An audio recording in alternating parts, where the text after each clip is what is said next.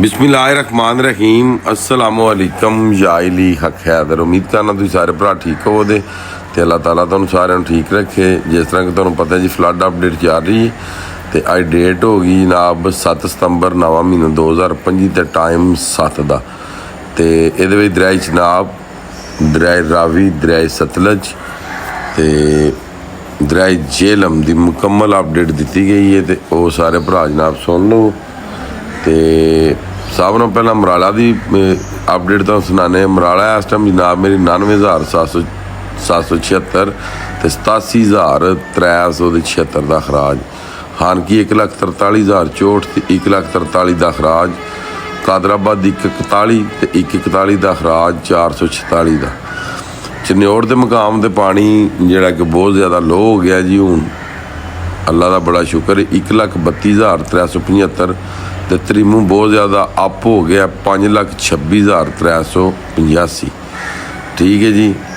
अगे गल कर लें जी पांचनाथ भी काम चुक गया जी चंगा। पांचनाथ 4,99,330 तो 4,99,330 का खराज करवाने लग पिया क्योंकि हैड पांचनाथ ते रावी, सतलज, झेलम ते चनाब जिहड़े ने उन्हां दा पानी जिहड़ा वे वो खराज हो रहा। ठीक है जी। तो उस तो बाद जी गल कर लें दरियाए रावी की।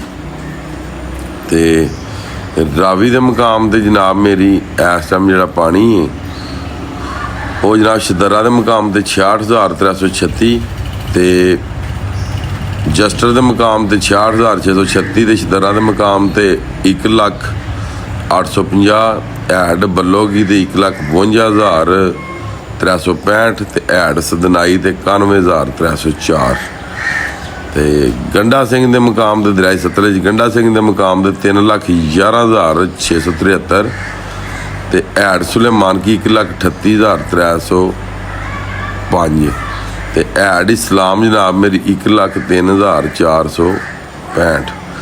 अगे जी दरिया झेलम जनाब मंगला के मुकाम ते पानी 38,000 अखराज 9,000 तो हैड रसूल ते 4,300 के अखराज 0।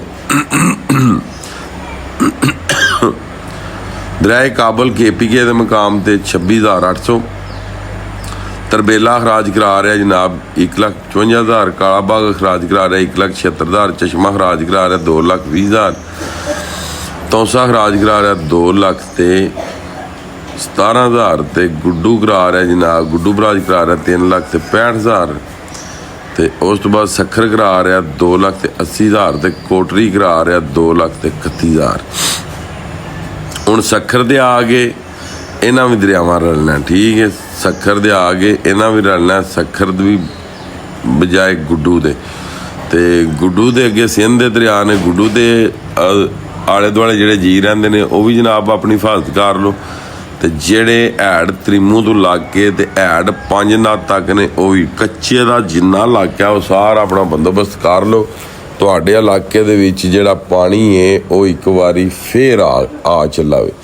तो इस गल्ले करके सारे भरा अपनी हिफाजत फरमाओ। हुण मैनू सिंधी तो आउंदी कोई नहीं। जे तो मैनू सिंधी आउंदी हुंदी बालोशाही तो फिर तो मैं तुहानू सारी रिपोर्ट दे देना। बालोशाही आउंदी कोई नहीं तो मेहरबानी करो सारे भरा अपनी हिफाजत करो अपने बच्चों की अपने माल मवेशी की।